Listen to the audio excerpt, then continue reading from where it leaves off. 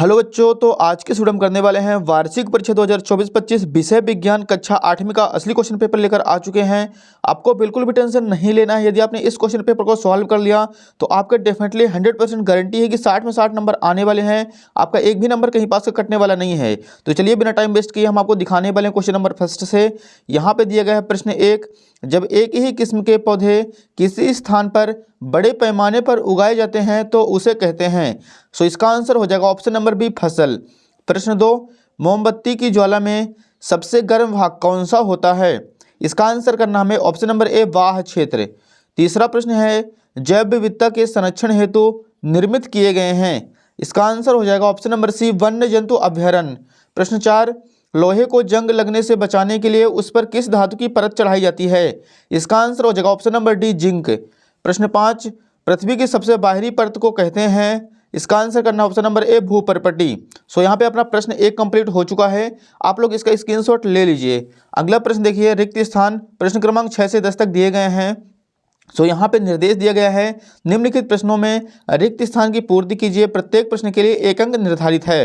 प्रश्न 6वां है, फसल काटने हेतु उपयोग में लाई जाने वाली मशीन को हार्वेस्टर कहते हैं। तो पहले का आंसर हो जाएगा हार्वेस्टर। 7वां प्रश्न है, वाहनों के लिए सबसे कम प्रदूषक ईंधन सीएनजी है। तो यहाँ पे 7वें का आंसर हो जाएगा सीएनजी। प्रश्न 8, जिन पदार्थों का ज्वलन ताप कम होता है और जो ज्वाला के साथ सरलतापूर्वक आग पकड़ लेते हैं, ज्वलनशील पदार्थ कहलाते हैं। तो इसका आंसर हो जाएगा कम।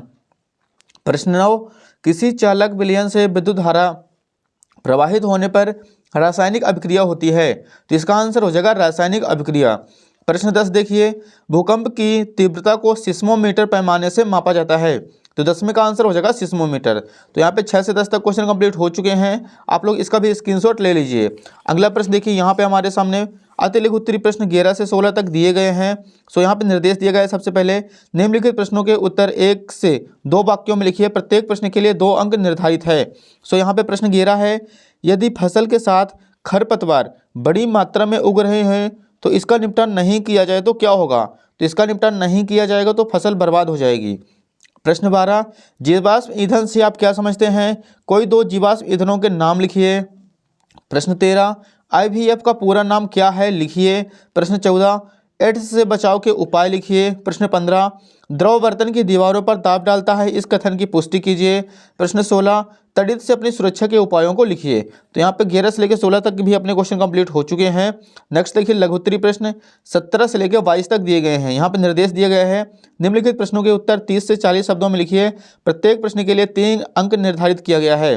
प्रश्न 17 है, बंद कमरे में कोयला सिगड़ी जलाकर सोना खतरनाक क्यों होता है? कारण लिखिए। प्रश्न 18, जैव मंडल आरक्षित क्षेत्र क्यों बनाए गए हैं? कोई एक जैव मंडल आरक्षित क्षेत्र का नाम लिखिए। प्रश्न 19, मछली और मेढक एक साथ सैकड़ों अंडे क्यों देते हैं? प्रश्न 20, मनुष्य में लिंग निर्धारण समझाइए। प्रश्न क्रमांक 21 है, कुलियों को जब भारी बोझ उठाना होता है तो वे अपने सर पर एक कपड़े को गोल लपेटकर क्यों रखते हैं? सटीक उत्तर दीजिए। प्रश्न 22 है, विद्युत लेपन दर्शाता सरल परिपथ का स्वच्छ नामांकित चित्र बनाइए। अगला प्रश्न देखिए बच्चों, यहाँ पे दीर्घ उत्तरीय प्रश्न 23 से लेकर 26 तक दिए गए हैं। सो यहाँ पे हमारे सामने है प्रश्न 23, सूक्ष्मजीव किसे कहते हैं? सूक्ष्म जीवों को कितने वर्गों में बांटा गया है? उदाहरण सहित समझाइए।